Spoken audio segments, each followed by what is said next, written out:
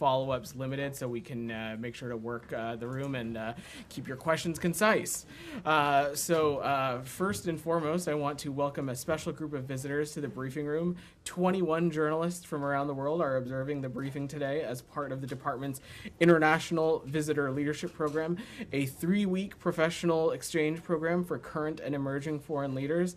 Throughout their stay, these journalists will visit a variety of U.S. communities to examine the essential role of an independent media in fostering and protecting freedom of expression and democracy, a core value for us here at the State Department and, of course, throughout the administration. Sean, if you want to kick us off. Thanks. Can I start with Taiwan? You can start with whatever you'd like. Sure. First of all, I guess the Chinese reaction to the meeting yesterday between Speaker McCarthy and President Tsai. There was some warships sent to the Taiwan Strait. Do you have any assessment or any comment on what China has done in explicit reaction to this? Let me say a couple things, Sean. First, without getting into the specifics, we have many channels to communicate with PRC counterparts, and we remain committed to maintaining open channels of communication as to prevent the risk of any kind of miscalculation. But broadly speaking, our channels remain open, and we have always consistently urged restraint in that message. The U.S. and the PRC have differences when it comes to Taiwan, but we've managed those differences for over 40 years. Peace and stability across the Taiwan Strait are not only long-standing U.S. interests, but they are also global interests and interests of global concern. We share with other countries an abiding interest in peace and stability across the Taiwan Strait, but also broadly in the Indo-Pacific region as well. And we continue to urge Beijing to cease its military, diplomatic, and economic pressure against Taiwan and instead engage in meaningful diplomacy. There's no reason to turn this transit, which is consistent with longstanding U.S. policy, into something that it's not, or use it as a pretext to overreact. I'll take your advice. I'm not asking too many follow-ups today, but we said that you're urging Beijing not to use military diplomatic pressure on Taiwan. In this context, do you think that's what's been happening? Are you specifically criticizing what happened? I'm not gonna characterize the PRC reaction one way or the other. But again, what I want to be very clear about, and you've heard myself and also the Secretary speak to this as recently as yesterday in Brussels, that this is longstanding. There is precedent here, and there is no reason to turn something that is consistent with U.S. policy, consistent with our One China policy, into something that it's not. Ian, go ahead. We haven't seen too much reaction from China compared to the military exercises and the response that we saw when Pelosi visited, former House Speaker Pelosi visited Taiwan. Is the U.S. in any way reassured that China doesn't seem to be doing that sort of overreacting that the White House has been warning about? I think broadly what I would just say, Ian, is that we have channels to communicate with our PRC counterparts, and we remain open to those channels of communications as to prevent any risk or miscalculation. And you'll know, Ian, that this is something the Secretary has raised consistently in every engagement interaction that he's had with his counterparts in the PRC, but also we've done so at other levels as well. Daphne. Thank you. McCarthy yesterday after the meeting said they had discussed how to speed up weapons deliveries to Taiwan, and Representative Gallagher said he'd like to look for ways to get Harpoon anti-ship missiles to Taiwan ahead of the schedule to go to Saudi Arabia. Is that something that the administration is considering or would consider? And are you looking at ways to speed up these weapons deliveries? Let me say a couple of things. First, the U.S. government is actively reviewing our policies and processes to ensure that we move arms sales as quickly as possible, particularly for Taiwan. Consistent with the Taiwan Relations Act, the U.S. makes available to Taiwan defense articles and services necessary to enable and maintain a sufficient self-defense capability. But I'm not going to just get ahead of any specific processes just yet. Thank you. Camilla. Just to clarify, this department has said that when the conditions are right, Secretary Blinken's trip to Beijing can be rescheduled. That continues to be the case. And when you say that you have channels to talk to the PRC, this meeting again between McCarthy and the Taiwanese president in no way is a factor determining the timing or when that trip might be rescheduled? You don't see it as a It's problem? it's certainly not a factor on our end. Again, we maintain these open lines of communication. We have been quite clear since a couple of months ago when the trip got rescheduled that we intend to put it back on the calendar when conditions allow. It's something the secretary had the opportunity to mention to his counterpart, State Councilor Wang Yi, and it's something that we continue to be very clear about as well. Saeed. Thank you, Vedant. I want to talk about the Palestinian issue. Can I do PRC and I'll come back to you, Saeed? absolutely. Jani, go ahead. Thank you. Regarding the Department of State integrated national strategy, what new policies, if any, and if China has to pressure North Korea, what tool will the United States use? What tools will the United States use to Yeah. encourage the PRC to Yes, pressure influence to the North DPRK? Is that I'm understanding your question correctly? Jani, we have been very consistent that countries that have influence and relationships with the DPRK have a responsibility to engage with them and to encourage them to cease their dangerous, reckless, and destabilizing activities that have the potential to impact not just across the Indo-Pacific, but the region more broadly. We believe that needs to be the case through the auspices of the UN Security Council, as there are a number of UN Security Council sanctions in place as it relates to the DPRK, and so that's going to be continue to be our viewpoint on this. I'm going to work the room, Jani, because I do need this. Do you think China can stop North Korea's seventh nuclear test? I'm just not going to get into hypotheticals or be prescriptive about what a country can or can't do. Coming back to Saeed. Just do one more, China. One more I China. promise to be quick. Mr. President, Just go if you have any reaction on President Macron's visit to China and his call on with China regarding the Ukraine conflict. Sure. So, Sean, President Biden spoke with President Macron on April 4th in advance of his trip. And during that call, they discussed President Macron's travels and reiterated both of our countries, the United States and France's steadfast support for Ukraine. The United States and France share concerns regarding the challenge the PRC poses to the rules-based international order, including through Beijing's ongoing support for Russia's war against Ukraine. I will let our French allies speak at greater length about their engagement with the PRC, but that's where we're at right now. Saeed. Thank you, Vedant. Yeah. On Al-Aqsa storming by the Israeli police and Israeli troops over the past 2 nights, do you have any comment on that? I mean, it seems to have been unprovoked. Look, Saeed, we are concerned by the scenes out of Jerusalem, and it is our viewpoint that it is absolutely vital that the sanctity of holy sites be preserved. We emphasize the importance of upholding the historic status quo at the holy sites in Jerusalem, and any unilateral action that jeopardizes the status quo to us is unacceptable, and we call for restraint, coordination, and calm during the holiday season.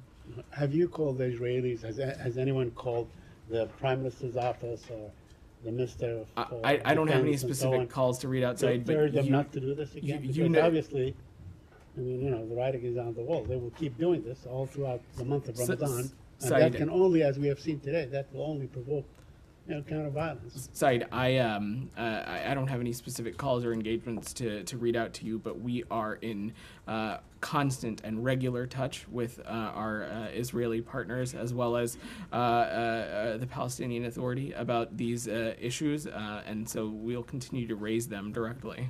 But it has been all along the position of this Secretary of State and this administration that to calm down in Ramadan. That but continues- we have seen exactly the opposite. I mean, it seems that maybe the Israeli government, maybe the Prime Minister himself thinks that by exporting, Saeed, his crisis into the Al-Aqsa, maybe that would help him. Saeed, from this very podium, you have seen myself, you've seen Ned Price and other administration officials emphasize the importance of upholding the historic status quo of these historic holy sites in Jerusalem.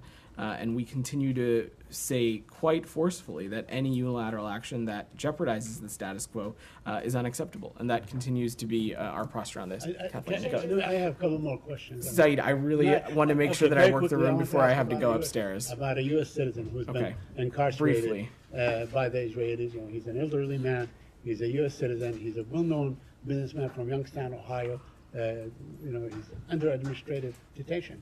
Do you have any comment on that? Are you aware of this? Said you've covered the State Department long enough to know that when privacy considerations are at play, we have limits to what we can offer from it here. And so what I would say is that we are aware of these reports of the detention of a U.S. citizen in Israel, and broadly we take our very important role in assisting U.S. citizens abroad seriously and are continuing to monitor the situation. Go ahead. Change of topic. Yes, go to ahead. Haiti. Can I do Michelle? I'll come back to you. Go ahead, Michelle. Any comment on the escalation of tension between Israel and Lebanon and the rockets attack? Michelle, we condemn the launch of rockets from Lebanon and Gaza at Israel. Our commitment to Israel's security is ironclad, and we recognize Israel's legitimate right to defend itself against all forms of aggression. Gonna come back to you. I'll come back to you if I can, Camilla. Kathleen's had her hand up for some time. Haiti. Go ahead. Haiti. Yesterday, the administration sanctioned and designated Gary Boudreaux, who seems to be one of the more senior political figures that you've done that to, and a long list of corruption allegations. But I wanted to know if you have any evidence that he has financed the gangs or imported weapons for the gangs. And this then leads to the perennial question of, is there any progress on forming any kind of international peacekeeping or security force for Haiti? And then finally, the Montana Accord. What is the administration's position on them, and do you envision them as being part of any future transitional government? Thanks. So on your second question, we're going to have to follow up with you. We'll check with the team and see if we have any updates to offer. But on the designation that we made yesterday, look, I'm not going to get into the specifics of what we read out, but we were very clear in the Secretary's statement that during his tenure, Boudreaux perpetuated significant corruption in Haiti by using his official position to solicit and facilitate bribery schemes designated to influence the outcome of political appointments. Such acts like these contributed to ongoing violence, instability, and absence of the rule of law in Haiti. And that's why you saw the State Department and Treasury take very serious action yesterday. Hold on, there was some commotion on this side of the room. Michelle, you mentioned that you would condemn any rocket fire, you said, from Israel, Gaza, Lebanon. There's reporting that Israel's Ministry of Foreign Affairs has told its ambassadors to tell host countries that Israel will retaliate to Lebanon's rocket fire. Does that mean you condemn that, or are you going to issue a statement when that happens?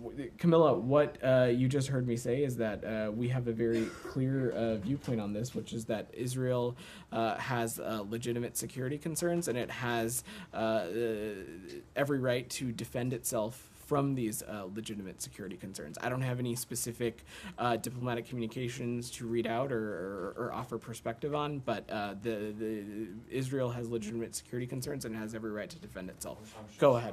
Thank you. So on Georgia, Yeah. We saw the press release yesterday. 4 Supreme Court judges in Georgia have been designated by the U.S. State Department due to their involvement in significant corruption and for undermining the rule of law in Georgia's judicial system. So this sent shockwaves to Tbilisi, and very jittery leaders of the ruling Georgian Dream Party unleashed a full-blown attack against the U.S. Department, State Department, and promised a re-evaluation of the diplomatic relations. Georgian Foreign Minister this morning sent an open letter to the Secretary Blinken, and it said that it was unacceptable and that he hopes that U.S. would either present the evidence or reconsider its decision. What would be your response? Let me say a couple of things. First, from the very beginning, the American people have stood in solidarity with the people of Georgia and their desire to be a free and sovereign country within its internationally recognized borders. And over the last 30 years, we have become strategic partners working toward our shared vision of Georgia fully integrated into the Euro-Atlantic family of nations and part of Europe, whole, free, and at peace. Specifically on the designations that we announced yesterday, we have credible information that these individuals were involved in significant corruption related to their current and former judicial positions. This corruption undermined the rule of law in Georgia. It undermined Georgia's democratic processes.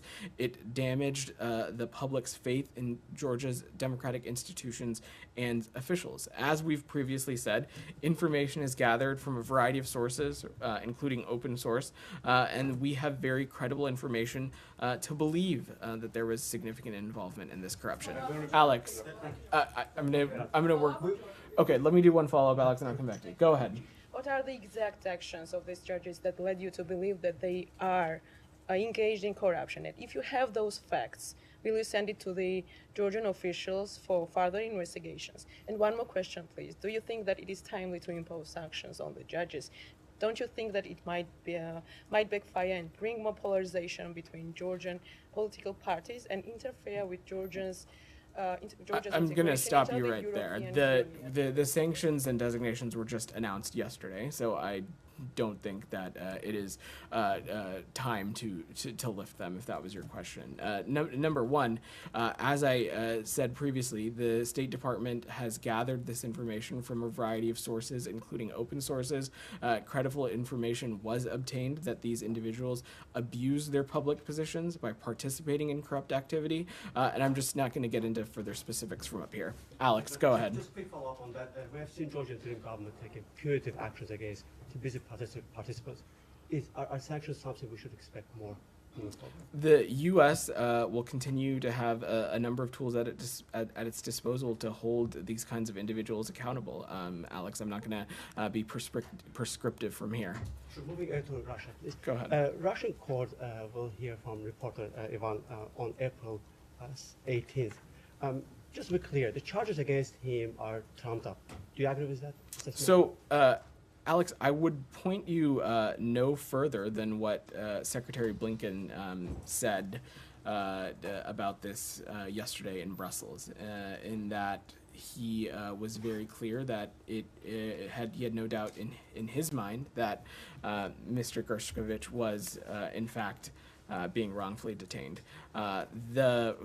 Which is, and you saw me speak to this last week, that we believe that there's no reason to believe any of these charges.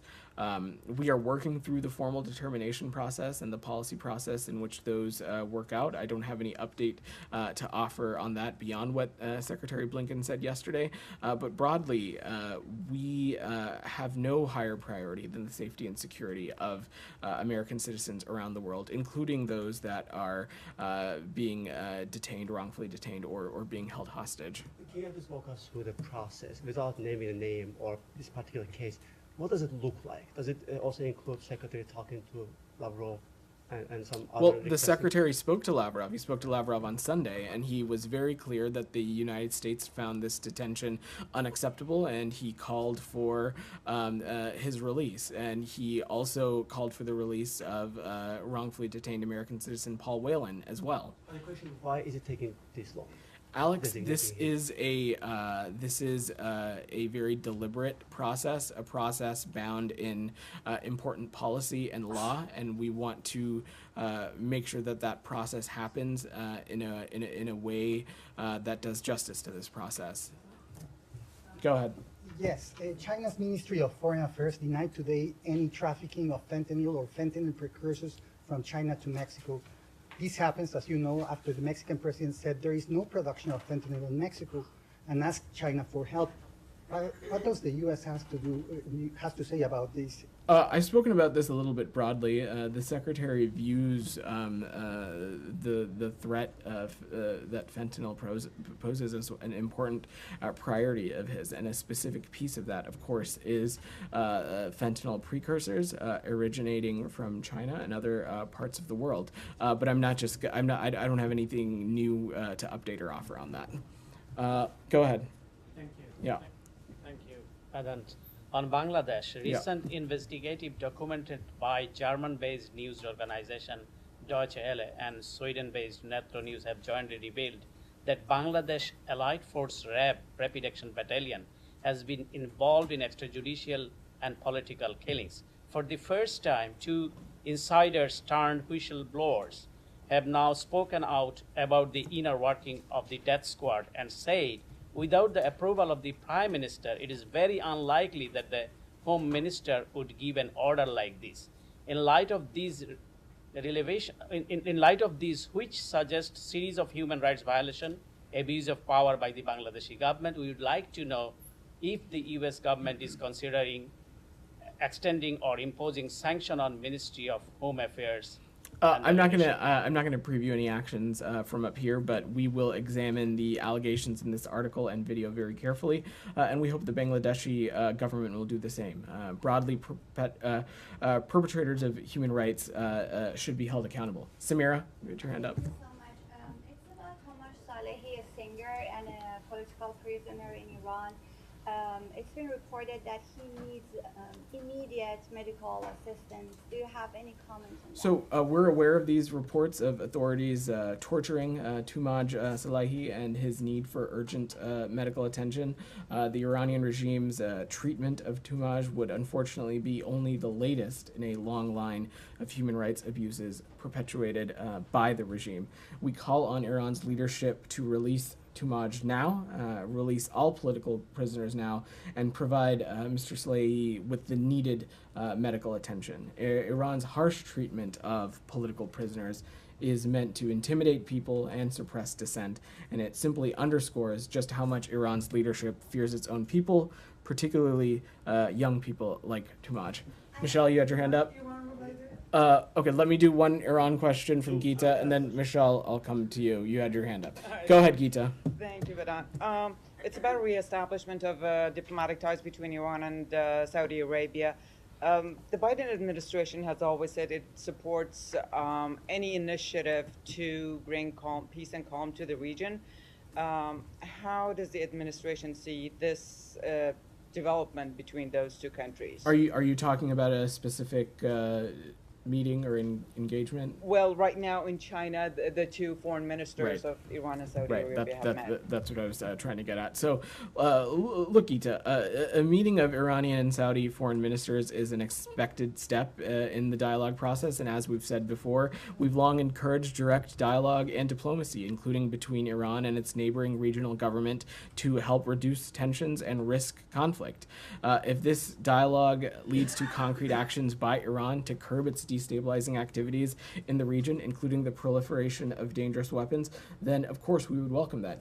Geeta, the one thing that you have to remember is that in the kingdom we have almost 80,000 American citizens residing in Saudi Arabia. If steps are being taken by Iran and its neighbors, in this case Saudi Arabia, that will help curb destabilizing action, that helps keep these Americans safer and less susceptible to things like attacks, that would certainly be a welcome thing. Michelle. Has the weight to make that have that effect? I didn't hear the first part. Do you think Saudi Arabia has the weight and the influence? I'm just not going to hypothesize or theorize on the process from here. Michelle, I just had a question about Afghanistan, given that the Taliban are banning UN women from working.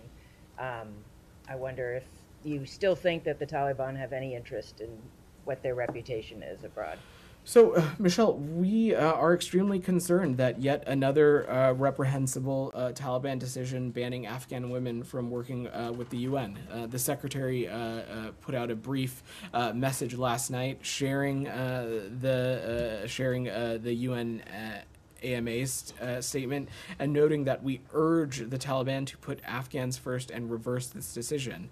Other administration officials have spoken to this as well, as has the Organization of Islamic Cooperation. They very publicly stated their concern. Women are central to humanitarian and civil society operations around the world. In Afghanistan in particular, only women are able to reach some of the most vulnerable, in part because many of the most vulnerable households are women-headed and male aid workers cannot enter. So this is something that we're continuing to play very close to. Yeah, go ahead. So, if UN closes its office in Afghanistan, what will be the future of the aids in Afghanistan? And second, Taliban claims that they are fighting ISIS-K in Afghanistan. Well, is the U.S. satisfied with the fight against ISIS-K by the Taliban? And is there any official or unofficial relation between Taliban and U.S.? I think we have been very clear that we do not recognize the so-called Taliban government in Afghanistan. Broadly, the United States continues to be the single largest aid provider to Afghanistan, and we have ways and mechanisms to do that to ensure that the aid reaches the people that it needs and not in the hands of the Taliban. So I don't have anything additional or new to preview, but that's the latest that I'd have to offer. Go ahead, and then I'll come to Camilla, and then we'll end. Go ahead. Thank you very much. Yeah. As you know, Prime Minister Masroor Barzani, on behalf of people of Kurdistan, reached an agreement with Iraqi Central Government in Baghdad that will allow the KRG to resume exporting oil after the ruling by the International Court of Arbitration. The U.S. was closely involved in reaching the agreement between Erbil and Baghdad. As I understand, why was it important to you? What effect do you think it will have? So we welcome the agreement between the central government and the Kurdistan regional government on the export of oil through the Iraq-Turkey pipeline. This outcome is a result of the hard work of Iraqi leaders who are putting the needs of the Iraqi citizens first. Elizabeth, I'm sorry, you had your hand up patiently. Go ahead. The IDF is now saying that Hamas was behind the rocket fire from Lebanon. Is that the U.S. assessment, and what is your understanding of Hezbollah's potential role? And just to be clear, to follow up, if Israel does decide to retaliate over the rockets from Lebanon, would the U.S. support such an action? So I'm just first hearing of this reporting from up here, but so I would broadly refer you to the government of Israel and the IDF to speak to this assessment. But I will just reiterate again that our commitment to Israel's security is ironclad, as well as recognizing that Israel's legitimate right to defend itself against all forms of aggression. Last question, Camilla. Just quickly, do you have an update, Vedant, on the after-action report for Afghanistan following Secretary Blinken's promise that it would be delivered to the Hill by mid-April? Is there any movement at all? Well, the Secretary did say that, and today is April 6th, so I have no doubt that it will be shared through the appropriate mechanisms in no time. Thanks so much, everybody. Thanks.